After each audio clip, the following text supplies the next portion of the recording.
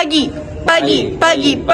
Perkenalkan, kami dari kelompok 3 dengan saya Nini Najwa Al-Zahara dengan NIM 243307611053. Saya Terwila Esmeralda dengan NIM 243307611073. Saya Muhammad Dwi Salatin dengan NIM 243307611166. Oke, di sini kami akan membahas mengenai satu jurnal tentang lahan kelapa sawit. Ini videonya. Indonesia yang kita kenal sebagai negara agraris dengan ketergantungan tinggi pada sektor pertanian. Perkebunan kelapa sawit menjadi komoditas yang strategis, berkontribusi besar terhadap ekonomi nasional. Di Pasaman Barat, khususnya di Kecamatan Sungai Beremas, terjadi peningkatan yang signifikan dalam perkembangan kebun sawit selama 1 dekade terakhir.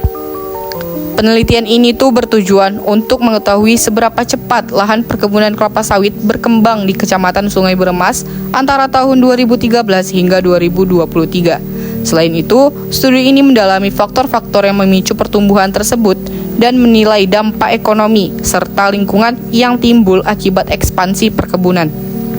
Kita ketahui bahwa pendekatan dari penelitian menggabungkan metode kuantitatif dan kualitatif, yang artinya mix metode dalam kerangka yang spasial.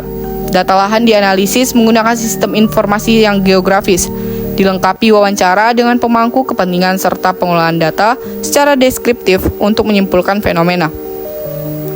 Nah, tabel berikut ini menyajikan perkembangan luas lahan perkebunan sawit dari tahun 2013 hingga 2023, serta laju persentase perubahan tiap tahun. Dengan sangat jelas, lonjakan besar terjadi pada tahun 2021. Dapat kita lihat dari tahun, luas hektar, laju pertumbuhan.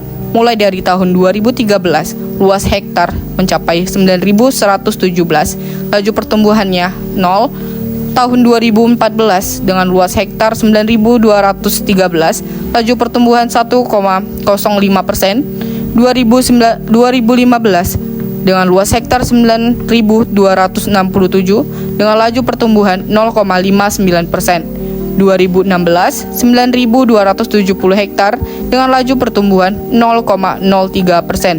2017 hingga 2018 dengan luas hektar 9.270 dengan laju pertumbuhan 0%. 2019 dengan luas hektar 9.776 dengan laju pertumbuhan 5,46%. 2020 9.776 luas hektar dengan laju pertumbuhan 0%.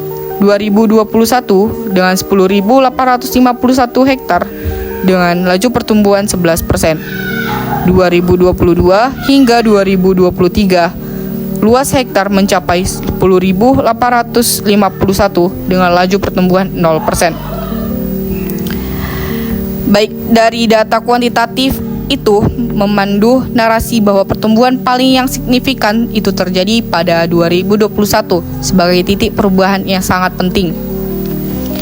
Grafik garis mengilustrasikan tren kenaikan luas lahan sawit dari 2013 hingga 2023. Puncak pertumbuhan terlihat jelas ya pada tabel di atas pada tahun 2021. Setelah itu mengalami stagnasi hingga 2023. Salah satu faktor utama pertumbuhan sawit adalah harga tandan buah segar. Puncak harga berada saat tanaman berumur antara 10 sampai 20 tahun. Di usia 7 sampai 15 tahun, produktivitas tinggi mendorong petani menambah investasi lahan dan memperluas areal kebun. Nah, di sini kita tahu nih di usia 7 sampai 15 tahun itu merupakan produktivitas yang paling tinggi dan puncak harganya itu berada pada umur 10 sampai 20 tahun. Selanjutnya yaitu ada topografi dan luas lahan. Analisis spasial mengungkapkan bahwa daerah dengan lereng 0,15% mendominasi wilayah yang sangat ideal untuk kelapa sawit karena risiko erosi rendah dan akses transportasi mudah. Potensi ini mendorong peningkatan luas kebun tiap tahunnya, di mana ini memformulasikan hubungan antara karakteristik tanah dan keputusan pemanfaatan lahan secara strategis. Setelah kita ketahui faktor pertumbuhannya, di sini saya akan menjelaskan tentang dampak yang ditimbulkan. Yang pertama ada dampak ekonomi. Di sisi dampak ekonomi, petani di Sungai Bremas sebagian besar meninggalkan tanaman komoditas lama seperti kopi, karet, teh, dan cengkeh untuk menanam kelapa sawit. Hal ini didorong oleh pendapatan yang lebih stabil dan jauh lebih tinggi dari hasil sawit dibanding tanaman sebelumnya. Nah, petani-petani ini lebih memilih sawit daripada kopi, karet, dan teh karena harga sawit itu lebih stabil dibandingkan komoditas-komoditas yang saya sebutkan sebelumnya. Ini menunjukkan perubahan jenis tanaman mempengaruhi ekonomi petani secara langsung.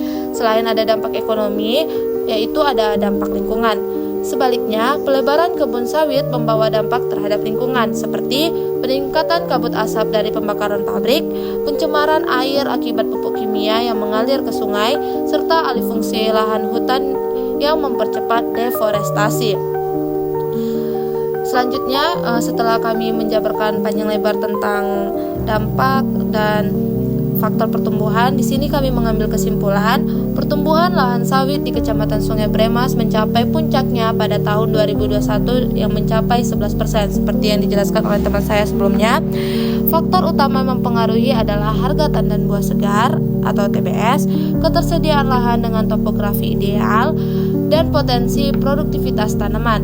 Meski memberikan keuntungan ekonomi signifikan bagi petani, terdapat dampak lingkungan yang perlu menjadi perhatian, seperti polusi akibat pembakaran dan deforestasi.